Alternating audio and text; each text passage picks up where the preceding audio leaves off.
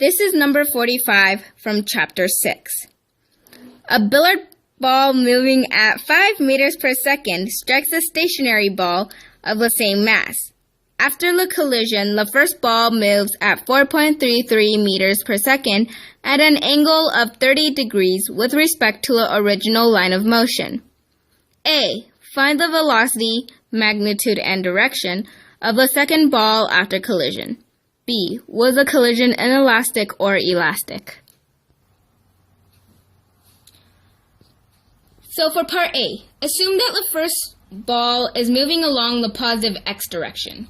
After colliding with a second ball of the same mass, its velocity is 4.33 meters per second at 30 degrees.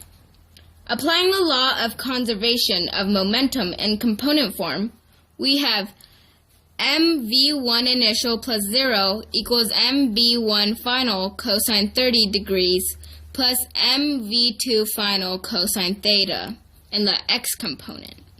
For the y component, we have 0 equals mv1 final sine 30 degrees plus mv2 final sine theta. Here, theta is the angle between the x-axis and the direction of the second ball. Plugging in the numbers, we have 5 meters per second equals 4.33 meters per second cosine 30 degrees plus v2 final cosine theta. And for the second one, we would have 0 meters per second equals 4.33 meters per second sine 30 degrees plus v2 final sine theta. Rearranging the equations, we have v2 final cosine theta equals 5 meters per second minus 4.33 meters per second cosine 30 degrees, and that would equal 1.25 meters per second.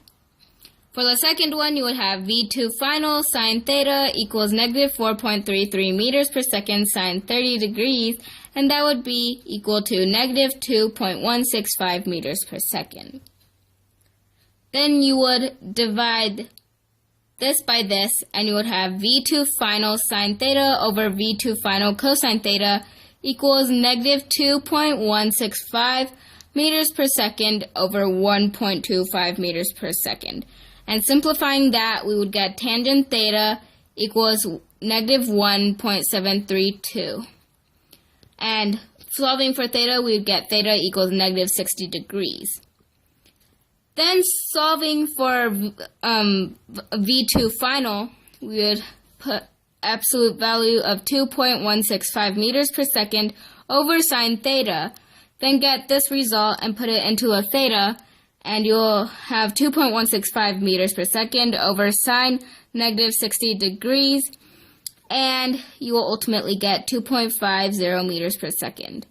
So the final velocity of a second ball is 2.50 meters per second at negative 60 degrees. So for part B, we would first calculate the total kinetic energy before and after the collision. Before the collision, we have K initial equals 1/2 m v1 initial squared. And plugging in all the knowns, we would have 1/2 m 5 meters per second squared, and we would ultimately get 12.5 m times meters squared per second squared. For after the collision, we will have Ke final equals 1/2 m v1 final squared plus 1/2 m v2 final squared. Again, plugging in all the knowns, we would have 1/2 m 4.33 meters per second squared plus 1/2 m 2.50 meters per second squared, and we would ultimately get 12.5 m meters squared over second squared. And since Ke initial equals Ke final, the collision is elastic.